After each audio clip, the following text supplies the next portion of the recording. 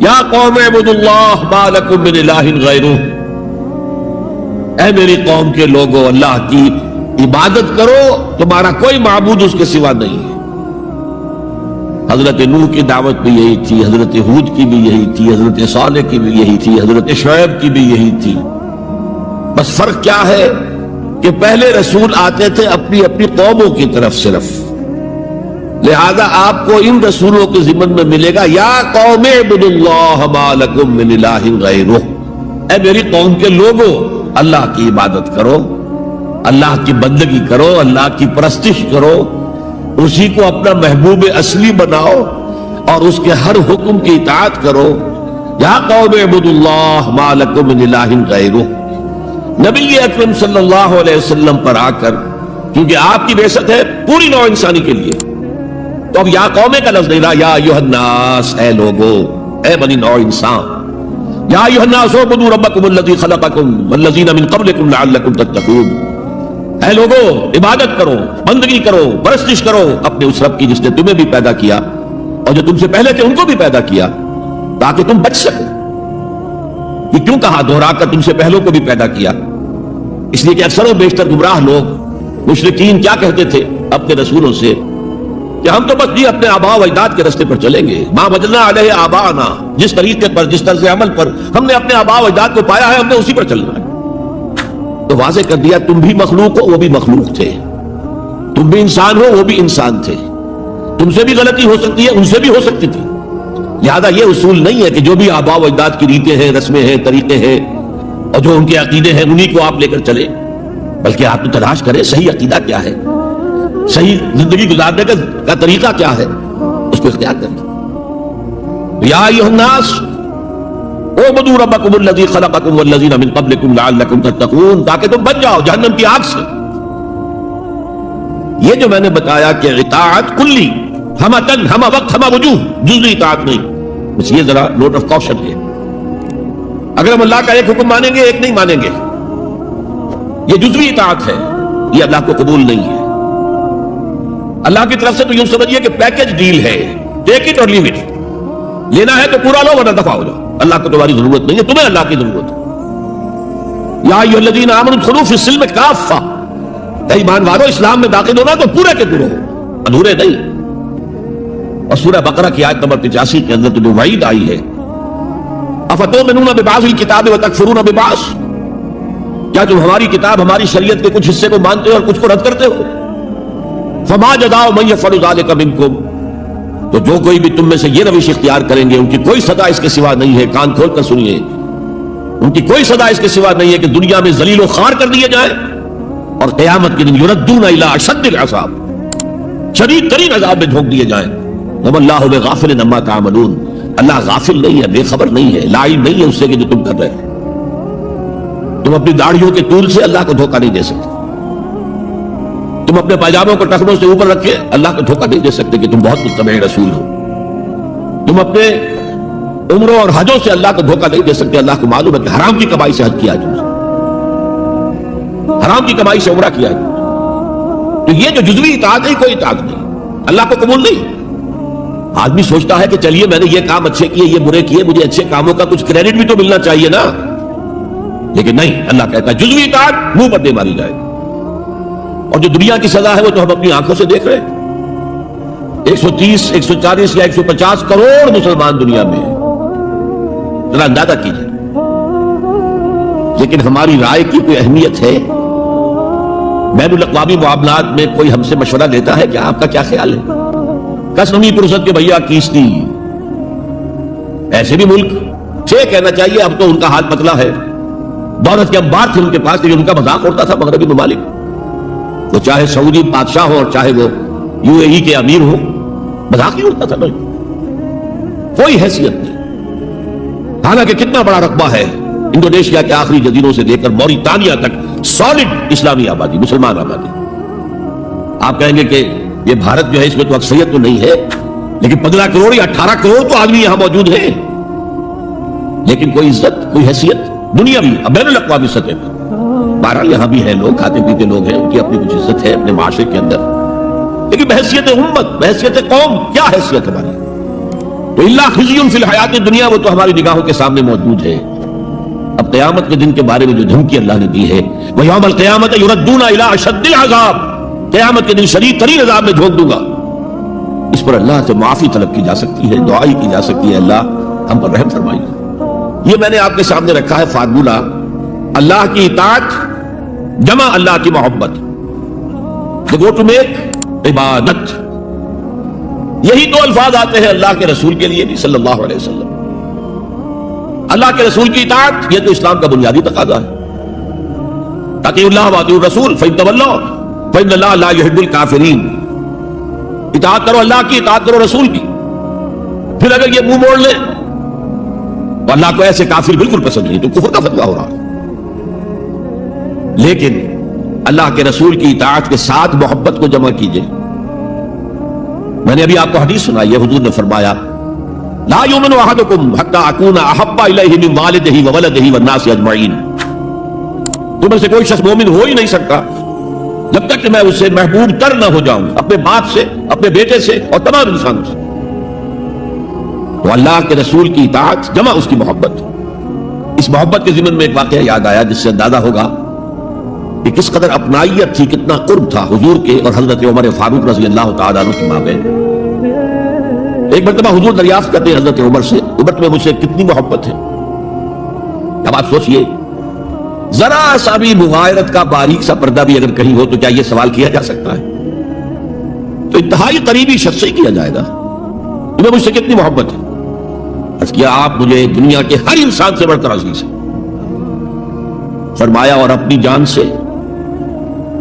اب ذرا سا توقف کیا حضرت عمر نے. الان ہاں، اب میں یہ بھی کہتا ہوں کہ آپ مجھے میری جان سے زیادہ عزیز ہیں. تو حضور نے فرمایا اب آئے ہو مقام مطلوب پر. تو رسول کی اطاعت جمع محبت، اس کا نام ہے اتباع، پیروی کرنا. فرق کیا ہے؟ اطاعت کی جاتی ہے حکم کی، اور پیروی کی جاتی کسی کے نقش قدم کی، چاہے اس نے حکم دیا ہو چاہے نہ دیا ہو، جو وہ کرتا ہو کرنا. یہ ہے اتباع. یہ اطاعت سے بہت بلند شے ہو گئی.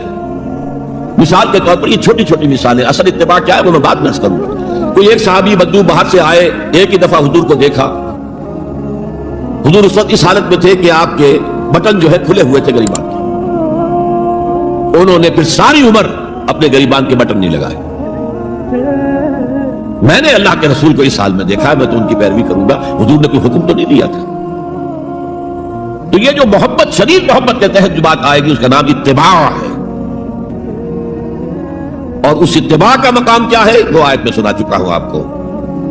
قل ان کنتم تحبون اللہ فاتبعونی یحببکم اللہ. اے نبی ان سے کہہ دیجئے اگر تم اللہ سے محبت کرتے ہو تو میرا اتباع کرو، میرے نقش قدم پر چلو، میری پیروی کرو. اللہ تم سے محبت کرے گا، تم اللہ کے محب نہیں محبوب بن جاؤ گے. اور اگر کہیں کوئی لغزش ہو گئی، کوئی خطا ہو گئی، کہیں جذبات کی رو میں بہہ کر کوئی گناہ کر بیٹھے تو اللہ معاف فرما دے گا. اللہ بڑا غفور ہے، اللہ بڑا رحیم ہے. مطلب یہ کہ راستہ تم نے یہ طے کر لیا ہو کہ چلنا مجھے محمد کے پیچھے ہے صلی اللہ علیہ وسلم. اب چلتے چلتے کبھی پاؤں پھسل گیا، کہیں گر گئے، کوئی بات نہیں، اٹھو فوراً توبہ کرو اور آگے بڑھو. تو خطا اگر ہو بھی جائے گی، کہیں لغزش ہو جائے، کہیں چلتے چلتے پاؤں پھسل جائے کیچڑ میں، یا کوئی کیلے کا چھینکا آ گیا پاؤں تلے گر گئے، کوئی حرج نہیں، اٹھو دوبارہ. لیکن نقش قدم جو ہے محمد کا صلی اللہ علیہ وسلم اس پر چلنا. یہ اس اتباع کا ذکر آیا ہے سورہ اعراف کی ان آیات میں. آپ کو معلوم ہے کہ حضرت موسیٰ علیہ السلام کو جب تورات پر طلب کیا گیا تو کوہ طور پر تورات دینے کے لیے، تو پہلے 30 دن کے لیے بلایا تھا، پھر 10 دن کا اور اضافہ کر دیا گیا، 40 دن ہو گئے. فتمت میقات ربک 40 لیلہ. اس اسنا میں پیچھے فتنے میں مبتلا ہو گئے بنی اسرائیل. سامری اس نے ڈھونگ نچایا اور ایک بچڑا جو ہے وہ سونے چاندی کا بنایا ہوا بچڑا ڈھال کر کھڑا کر دیا. اس میں سے کوئی تھوڑی سی آواز بھی نکلتی تھی، کوئی ایسی ہے کہ ہوا گزرتی تھی تو آواز سے آتی تھی. کہا یہ ہے تمہارا الہ. یہ تو موسیٰ کو بھول گیا کہاں گیا ہے. کوہ طور کے اوپر کس خدا سے ملنے گیا؟ خدا تو یہ ہے. اور بنی اسرائیل کے بہت سے لوگ اس فریب میں آ گئے اور بچڑے کی پوجا کرنے لگے. اب جب حضرت موسیٰ آئے، اور آپ کو معلوم ہے حضرت موسیٰ کا مزاج جلالی تھا، وہ پتھر کی تختیاں لے کر آئے تھے کہ جن پر کوہ طور پر اللہ تعالیٰ نے اپنے احکام عشرہ جو ہے 10 کمانڈمنٹس مشہور وہ کندھا کر کے آپ کو دیے تھے، وہ ہاتھ میں لے کر آئے، یہاں معلوم ہوا یہ صورت پیش آتی ہے۔ فالقل الواح، تو وہ تختیاں تو آپ نے زمین میں ڈالی، اور پھر جو احتساب کیا ہے پہلے تو اپنے بھائی حضرت ہارون کا، ان کی داڑھی کے بال پکڑے، ان کے سر کے بال پکڑے اور کھینچا اپنی طرف۔ اس نے کہا کہ بھائی مجھے ذلیل نہ کرو لوگوں کے سامنے، میں نے انہیں روکا لیکن یہ تو مجھے قتل کرنے پر تل گئے تھے، اور مجھے اندیشہ یہ ہوا کہ کہیں آپ واپس آ کر یہ نہ کہیں ان فرقت بین بنی اسرائیل، کہ تم نے تو بنی اسرائیل کے درمیان تفرقہ پیدا کر دیا۔ تو میں نے کہا آپ ہی واپس آ کر نپٹے۔ اب پہلی بات نوٹ کیجئے، تاریخ انسانی کا یہ عظیم واقعہ ہے، کئی ہزار یہودی اپنے اپنے قبیلے کے لوگوں کے ہاتھوں ذبح کیے گئے اس پر۔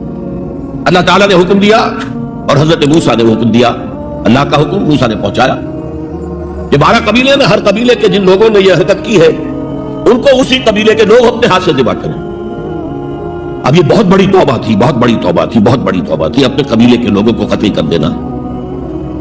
پھر وہ 70 نمائندے لے کر تمام جو بڑے لوگ تھے کوہ طور پر حاضر ہوئے، اجتماعی طور پر اللہ سے عفو و درگزر کی درخواست بھی کرنے کے لیے۔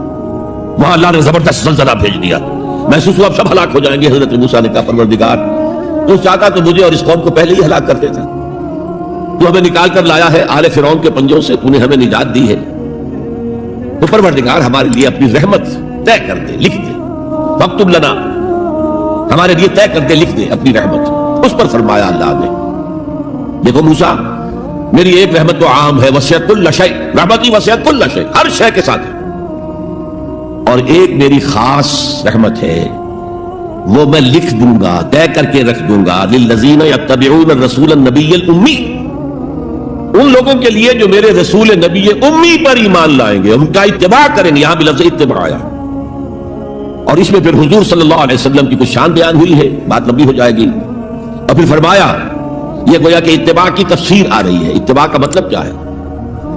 فالذین آمنوا بہ وعزروہ ونصروہ واتبعوا النور الذی انزل معہ اولئک ھم المفلحون، تو جو لوگ ان پر ایمان لائیں گے اور جو ان کی تعظیم کریں گے اور جو ان کی نصرت کریں گے، مدد کریں گے، اور جو اس نور کی پیروی کریں گے جو ان کے ساتھ نازل کیا جائے گا، تو وہی ہوں گے مفلحون، وہ ہوں گے کامیاب ہونے والے، فلاح یافتہ لوگ وہ ہوں گے جو یہ 4 رشتے ہمارے اس رسول نبی امی کے ساتھ پختگی کے ساتھ قائم کر لیں۔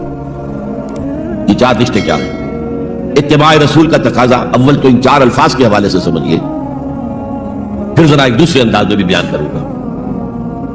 فالذین آمنوا بہ، پہلا قدم ایمان، لیکن ایمان کے سمجھ لیجئے اچھی طرح 2 درجے ہیں۔ آپ میں سے بہت سے حضرات کو مجھے توقع ہے ایمان مجمل، ایمان مفصل یاد ہوں گے۔ ایمان مجمل کیا ہے؟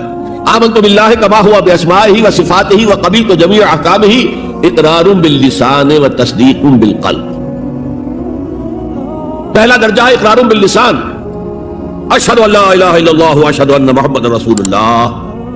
کوئی ہو، ہندو ہو، سکھ ہو، پارسی ہو، عیسائی ہو، یہودی ہو، یہ کلمہ پڑھے اور وہ مسلمان ہو گیا۔ اقرار باللسان پر ہمارا دنیا میں مسلمان سمجھا جانا موقوف ہے، لیکن اصل ایمان یہ نہیں ہے۔ اصل ایمان ہے تصدیق بالقلب، دل میں یقین۔ جب تک دل کا یقین نہ ہو ایمان نہیں ہے۔ منافقین جو تھے مدینے کے، نمازیں بھی پڑھتے تھے، حضور کی اقتداء میں پڑھتے تھے، اور جو رئیس المنافقین تھا عبداللہ ابن ابی ابن سلول، وہ تو پہلے صف میں ہوتا تھا، اور جب حضور خطبہ دیتے تھے جمعے کا تو پہلے خود کھڑا ہوتا تھا اپنی اہمیت ظاہر کرنے کے لیے۔ دیکھو لوگوں، یہ اللہ کے رسول ہیں، ان کی بات پوری توجہ سے سنو۔ یہ صرف اپنی چودراہٹ کے اظہار کے لیے کہ میں بڑی شے ہوں، اس لیے کہ وہ خزرج کا بڑا سردار تھا۔ اوس اور خزرج کے 2 عرب قبیلے تھے مدینے میں، جن میں سے کہ خزرج کا قبیلہ بڑا تھا، اوس کا چھوٹا تھا، اور خزرج کا سردار یہ عبداللہ ابن ابی تھا، اور اس کے بارے میں یہ طے ہو چکا تھا کہ اسے ہم اپنا بادشاہ بنا لیں گے۔ چنانچہ سونے کا تاج تیار ہو چکا تھا، ابھی تاج پوشی صرف باقی تھی کہ حضور تشریف لے آئے ہجرت فرما کر، بے تاج بادشاہ آ گیا صلی اللہ علیہ وسلم۔ لہذا اس کے سارے خواب جو ہے وہ منتشر ہو گئے، لہذا پہلے دن سے پکا منافق۔ ایمان لایا اگرچہ وہ بھی ذرا دیر سے لایا، غزوہ بدر کے بعد لایا۔ پہلے اس نے سوچا تھا ابھی تیل دیکھو، تیل کی دھار دیکھو، وہ تیل کی دھار جو نظر آئی غزوہ بدر میں کہ 313 نے 1000 کو شکست دی ہے. اور یہ نہتے تھے, تلواریں بھی سب کے پاس نہیں تھیں, کچھ لوگوں کے پاس تلواریں تھیں, اور وہ 1000 کیل کاٹے سے لیس ہو کر مکے سے آئے تھے. 70 بڑے بڑے سردار ان کے مارے گئے, این میدان میں چھیت رہے, اور 70 جو ہے ان کے قیدی بن گئے. تب اس نے کہا کہ ٹھیک ہے, اب تو ایمان لے آنا چاہیے, کیونکہ یہ تو معلوم ہوتا بڑی طاقت ہے. بہرحال سب سے پہلے میں کہہ رہا تھا کہ ایمان, لیکن ایمان دل سے. قرآن مجید نے کیا کہا ان منافقین کے بارے میں؟ اذا جاءك المنافقون قالوا نشهد انك لرسول اللہ. سورہ منافقون ہے کہ نہیں 28ویں پارے میں؟ اے نبی, جب آپ کے پاس منافق آتے ہیں کہتے ہیں ہم گواہ ہیں, ہم گواہی دیتے ہیں کہ آپ اللہ کے رسول ہیں. اور اس پر اللہ کا تذکرہ دیکھیے, واللہ یعلم انک لرسول, اور اللہ خوب جانتا ہے کہ آپ ان کے رسول ہیں اس کے. اور میں ترجمہ کیا کرتا ہوں, اللہ سے بڑھ کر کس کو معلوم ہے کہ آپ اللہ کے رسول ہیں؟ لیکن واللہ یشہد ان المنافقین لکاذبون, اللہ گواہی دیتا ہے یہ منافق جھوٹے. مسلمان تو وہ تھے, کلمہ گو تھے, حضور کی امامت میں نمازیں پڑھ رہے تھے, لیکن منافق تھے. اللہ نے منافق قرار دیا, دل ایمان سے خالی تھے, بلکہ ہوتے ہوتے دلوں کے اندر حضور سے عداوت پیدا ہو گئی تھی, اہل ایمان سے عداوت پیدا ہو گئی تھی. اسی سورہ مبارکہ میں آگے چل کر آتا ہے ہم العدو فاحذرہم, اصل دشمن یہ ہے, یہ مارے آستین ہیں. جو کافر ہیں وہ تو باہر سے حملہ کرتے ہیں, پتہ چلتا ہے, سامنے سے آ کر لاٹھی مار رہا ہے کوئی آپ کو, یہ تو آپ کے آستین کے اندر بیٹھے ہوئے ہیں مسلمان بن کر, اور یہ وہاں سے ڈنک ماریں گے, مارے آستین. بہرحال اب ہم میں سے ہر ایک کو جائزہ لینا ہوگا, اپنے گریبان میں جھانکیں, اپنے دل کی گہرائیوں کو ٹٹولیں, یقین والا ایمان ہے ہمارے پاس یا نہیں. یہ یقین والے ایمان کا میں اگر آپ کو انگریزی میں ترجمہ کر کے بتاؤں تو شاید آپ زیادہ بہتر سمجھیں. Personal conviction, it's a racial creed. ہم ایک نسل ہے, اپنے والدین سے ہم نے کچھ چیزیں سیکھی ہیں, والدین اس پہ بلیو کرتے تھے. اگر آپ کو یہ بیان پسند آیا ہو تو ویڈیو کو لائک کریں, اپنے دوستوں کے ساتھ شیئر کریں, اور ہمارے چینل راہ ہدایت کو سبسکرائب کرنا نہ بھولیں. آپ کی رائے ہمارے لیے بہت قیمتی ہے, اس لیے کمنٹس میں ضرور بتائیں کہ اس بیان سے آپ نے کیا سیکھا. اگر آپ اس موضوع کا اگلا حصہ دیکھنا چاہتے ہیں تو ابھی کمنٹ میں اگلا حصہ لکھیں اور بیل آئیکن آن کر لیں تاکہ آنے والی اسلامی ویڈیوز آپ تک سب سے پہلے پہنچ سکیں. جزاک اللہ خیرن. حتی یکون ہواہ طبعا لما جئت بہ, تم میں سے کوئی شخص مومن نہیں ہو سکتا جب تک اس کی خواہش نفس تابع نہ ہو جائے اس ہدایت کے, اس قرآن کے, اس شریعت کے, ان احکام کے جو میں لے کر آیا. اگر خواہش نفس اوپر ہے اور اللہ کا حکم نیچے ہے تو مومن کہاں سے ہوئے تھے؟ اللہ کے حکم سے نماز, تم میں سے کوئی شخص مومن نہیں ہو سکتا جب تک اس کی خواہش نفس تابع نہ ہو جائے اس ہدایت کے, اس قرآن کے, اس شریعت کے, ان احکام کے جو میں لے کر آیا. اگر خواہش نفس اوپر ہے اور اللہ کا حکم نیچے ہے تو مومن کہاں سے ہوئے تھے؟ اللہ کے حکم سے نماز تو پڑھتے ہو, روزہ رکھتے ہو, سودی کاروبار کرتے ہو, اور اللہ کے حکم کو پاؤں تلے رگڑتے ہو. یہ کیا اسلام ہے؟ یہ تو وہی ہے. افتؤمنون ببعض الکتاب وتکفرون ببعض فما جزاء من يفعل ذلك منكم الا خزي في الحياة الدنيا ويوم القيامة يردون الى اشد العذاب. تو سب سے پہلا جو جائزہ ہمیں لینا ہے کہ محمد کی رسالت پر صلی اللہ علیہ وسلم ہمیں یقین ہے. یقین, تصدیق تو ہم کرتے ہیں, زبان سے کہتے ہیں, لیکن یقین, اس یقین کا نتیجہ یہ نکلے کہ پھر نفس کے سارے تقاضے نیچے ہو جائیں اور حضور کی لائی ہوئی ہدایت, حضور کی لائی ہوئی شریعت بالا تر ہو جائے. نمبر 2 فرمایا وَعَزَّرُوهُ, ان کی تعظیم کرے. آپ کی جناب میں کوئی گستاخی ہو جائے, ایمان پہ لالے پڑ جائیں گے اور آخرت برباد ہو جائے گی. اس تعظیم میں کیا کیا چیزیں شامل ہیں؟ دیکھیے سورہ حجرات میں ابتدائی حصے میں تفصیل سے کہا گیا یا ایھا الذین آمنوا لا ترفعوا اصواتکم فوق صوت النبی ولا تجهروا له بالقول كجهر بعضکم لبعض ان تحبط اعمالکم وانتم لا تشعرون. اے ایمان کے دعوے داروں, کبھی اپنی آواز کو رسول کی آواز سے بلند تر نہ کر دینا, مبادا تمہارے سارے اعمال ضبط ہو جائیں اور تمہیں پتہ بھی نہ چلے. میں نے کوئی گناہ کبیرہ تو نہیں کیا ہے, میں نے کوئی کفر تو نہیں کیا ہے. بس یہی ہوا نا کہ حضور کی آواز کے مقابلے میں اپنی آواز کو اونچا کر دیا. لا ترفعوا اصواتکم فوق صوت النبی ولا تجهروا له بالقول كجهر بعضکم لبعض, بلند آواز سے جیسے آپس میں باتیں کر لیتے ہو ایسے کبھی بات نہ کر بیٹھنا.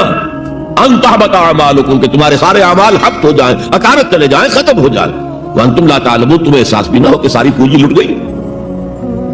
اس آیت کا ہم پر اطلاق کیسے ہوگا؟ کبھی سوچا آپ نے؟ صحابہ کرام تو یقیناً اس کے مخاطب اول تھے، ہم پر کیسے اطلاق؟ اگر ہماری گفتگو ہو رہی ہو، بحث ہو رہی ہو، میں کچھ کہہ رہا ہوں، آپ کچھ کہہ رہے ہیں، لیکن کوئی کہہ دے حضور نے یوں فرمایا ہے، فوراً چپ ہو جاؤ۔ اب اگر کہا نہیں میرا خیال یہ ہے، اب گویا کہ یہ حضور کی آواز سے آپ نے اپنی آواز اونچی کر دی، اپنا فکر، اپنا فلسفہ، اپنا فہم، اپنی سوچ، اپنی عقل۔ ہاں بعد میں تحقیق کر لو، یہ جو کہا تھا کہ حضور نے فرمایا، فرمایا بھی ہے کہ نہیں ہے، حدیث صحیح ہے کہ نہیں ہے، مستند ہے کہ نہیں ہے، لیکن اس وقت آواز بند کر لینا لازم ہوگا کہ اس کے بعد اقول نہیں کہہ سکتا میں یہ کہتا ہوں۔ اس کا تو مطلب یہ کہ آپ مد مقابل پر کا رسول کیا ہے؟ لا ترفعوا اصواتکم فوق صوت النبی ولا تجهروا له بالقول كجهر بعضكم لبعض ان تحبط اعمالكم وانتم لا تشعرون۔ صحابہ کے بارے میں آپ نے سنا ہوگا کہ حضور کی محفل میں ایسے بیٹھے ہوتے تھے ساکت و صامت، جیسے کہ ان کے سروں پر پرندے بیٹھے ہوئے ہیں اور انہیں اندیشہ ہے کہ ذرا سا بھی ہلیں گے تو پرندہ اڑ جائے گا، اس قدر ادب۔ حضور صحابہ سے سوال کرتے تھے، اور یہ آپ کا طریقہ تھا تعلیم کا کہ پہلے ایک سوال سامنے لایا جائے تاکہ ان کا ذہن کھلے، سوچیں خود بھی۔ یہ تعلیم کا بہترین طریقہ ہے۔ اس کے بعد ہوتا کیا تھا؟ جواب نہیں دیتے تھے، اللہ و رسولہ عالم، اللہ اور اس کا رسول بہتر جانتے۔ پھر اگر دوبارہ آپ پوچھتے تھے تو جو بھی سمجھ میں آتا تھا کہتے تھے۔ مجھے یاد آ رہی ہے ایک حدیث، اور اچھا ہے کہ وہ آپ سن لیں، اس لیے کہ عام شکایت یہ ہے کہ مذہبی لوگ معاملات میں اچھے نہیں ہوتے۔ مسجدیں بنوائیں گے، مسجدوں میں قالین بچھوائیں گے، وہاں پر فانوس لگوائیں گے، سب کچھ کریں گے، مدرسوں کی خدمت کریں گے، علماء کی خدمت کریں گے، لیکن معاملات، تجارت، کاروبار، بین الانسانی تعلقات، عام شکایت ہے، اس کی وہ پرواہ نہیں کرتے، حقوق العباد کا لحاظ نہیں۔ حضور نے ایک مرتبہ پوچھا صحابہ سے، اتدرون من المفلس؟ تم جانتے ہو مفلس کون ہوتا؟ صحابہ نے جواب دیا، المفلس عندنا من لا درہم لہ ولا دینار۔ حضور ہم اس شخص کو مفلس سمجھتے ہیں جس کے پاس درہم و دینار نہیں ہے۔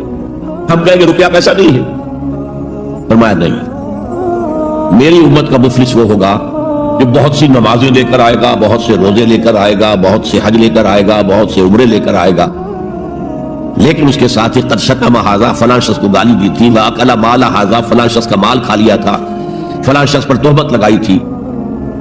اب وہ سارے دعوے دار آ جائیں گے، اللہ اس نے میرے ساتھ یہ کیا، ٹھیک ہے بھائی اس کی نمازیں تم لے جاؤ، اور تو کچھ ہے نہیں، کوئی کرنسی تو ہے نہیں وہاں، نہ ڈالر ہے نہ یورو ہے، کچھ بھی نہیں، اعمال کی کرنسی ہے، دیکھی تم لے جاؤ۔ کوئی اور دعوے دار آیا، روزہ وہ لے گیا، اس کے پاس کچھ نہیں رہا، دعوے دار اب بھی باقی ہیں۔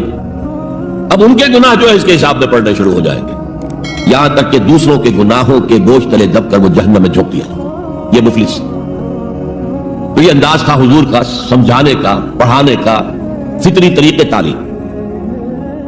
تو فالذین آمنوا بہ وعزروہ، تو وہ لوگ جو ایمان لائے ان پر اور جنہوں نے ان کی تعظیم کا حق ادا کیا، وَنَصَرُوهُ، یہ آئی ہے اب سخت بات، اور ان کی مدد کی۔ مدد کس کام میں؟ حضور اتنے غیور تھے کہ ذاتی کام میں کوئی مدد آپ کسی سے نہیں مانگتے تھے۔ سیرت کی کتابوں میں آتا ہے کہ اگر آپ سواری پر ہوتے تھے اور آپ کا کوڑا نیچے گر جاتا تھا تو کسی سے یہ نہیں کہتے تھے کہ اٹھا کر ذرا مجھے پکڑا دو، آپ سواری سے اترتے تھے، اپنا کوڑا خود اٹھاتے تھے۔ اور اس ضمن میں بھی سیرت النبی کا ایک واقعہ مجھے یاد آ رہا ہے، وہ میں آپ کو سنا دوں۔ جب ہجرت مدینہ کی اجازت آ گئی تھی عام لوگوں کے لیے، عام مسلمانوں کے لیے، چلے جاؤ جاؤ سب جاؤ مدینہ کی طرف، لیکن رسول اپنی جگہ نہیں چھوڑ سکتا وداؤٹ ایکسپریس پرمیشن آف اللہ، تو حضور کے لیے ابھی اجازت نہیں آئی۔ جو یار غار تھے حضرت ابوبکر صدیق، وہ پوچھتے تھے حضور اجازت آ گئی؟ نہیں ابھی نہیں آئی۔ حضور اجازت آ گئی؟ نہیں ابھی نہیں آئی۔ حضرت عائشہ فرماتی ہے کہ ایک روز دوپہر کے وقت حضور چلے آ رہے تھے، ہم حیران ہوئے۔ عربوں میں یہ آج بھی ان کی تہذیب جو ہے وہ یہ ہے کہ ظہر عصر کے درمیان نہ کسی سے ملنا، نہ کسی کے یہاں جانا، نہ وزٹ کرنا، دکانیں بھی بند اور قیلولہ کرتے ہیں، جو ان کی تہذیب کا حصہ ہے۔ تو ہم حیران ہوئے، آپ نے اپنے سر کو ڈھانپا ہوا تھا کپڑے سے اور آپ تشریف لائے، اور آ کر آپ نے خوشخبری دی حضرت ابوبکر کو کہ ہجرت کی اجازت آ گئی ہے۔ اب اس پر حضرت ابوبکر کو بڑی خوشی ہوئی، بڑے احساس مسرت کے ساتھ عرض کرتے ہیں، حضور میں نے 2 اونٹنیاں تیار کر رکھی ہیں، خوب کھلا پلا کے انہیں فرما کیا ہوا ہے، تکڑا کیا ہوا ہے۔ حضور تھوڑا سا توقف کر کے فرماتے ہیں، ٹھیک ہے لیکن ایک اونٹنی کی قیمت میں ادا کروں گا. حضرت ابو بکر رو پڑے, حضور مجھ سے بھی یہ مغایرت کہ میری اونٹنی کی بھی آپ قیمت دینا چاہتے ہیں. تو نصرت جو ہے اس کے بارے میں جان لیجئے, یہ تو حضور کا جو مشن تھا اس میں مدد, کوئی ذاتی اپنے کسی کام کے لیے آپ نے کبھی کسی سے مدد طلب نہیں کی. جو مشن اللہ نے ڈال دیا تھا کندھے پر, هو الذي ارسل رسوله بالهدى والدين الحق ليظهره على الدين كله ولو كره المشركون. وہی تو ہے اللہ جس نے بھیجا ہے اپنے رسول محمد کو صلی اللہ علیہ وسلم الہدا دے کر, قرآن حکیم دے کر اور دین حق دے کر. صرف قرآن نہیں, دین حق. جو عربی سے واقف ہے کچھ لوگ وہ سوچتے ہوں گے جو واو جو آیا ہے درمیان میں, یہ واو تفصیلی ہے, یہ واو عطف ہے. اگر یہ واو عطف ہے تو مغایرت ہو جائے گی. الہدا کچھ اور ہے, دین حق کچھ اور ہے. مغایرت. اگر آپ کو ویڈیو اچھی لگی تو کامنٹ کر کے لازمی بتائیں اور چینل کو سبسکرائب بھی کریں. آپ کس طرح کی ویڈیوز دیکھنا چاہتے ہیں. لازم ہے معطوف اور معطوف علیہ کے اندر. وہ مغایرت کیا ہے؟ صرف قرآن پر کوئی نظام نہیں بن سکتا. نظام بنتا ہے جب قرآن پر سنت رسول کا اضافہ کیا جائے. لہذا دین حق صرف قرآن نہیں ہے, قرآن بما سنت رسول صلی اللہ علیہ وسلم اب نظام بنتا ہے. جیسے قرآن میں کتنی دفعہ کہا اقیموا الصلاۃ اقیموا الصلاۃ اقیموا الصلاۃ الذین یقیمون الصلاۃ, کتنی مرتبہ. لیکن کیا نماز کا کوئی نظام بن سکتا ہے قرآن کی بنیاد پر؟ کیا یہ نماز کے 5 اوقات معین ہو سکتے ہیں یقین کے ساتھ؟ اشارات تو ہیں, لیکن یہ کہ کیا یقین کے ساتھ 5 کا یہ معاملہ, یہ تو معلوم ہے کہ قیام بھی ہے, رکوع بھی ہے, سجود بھی ہے. ترتیب کیا ہے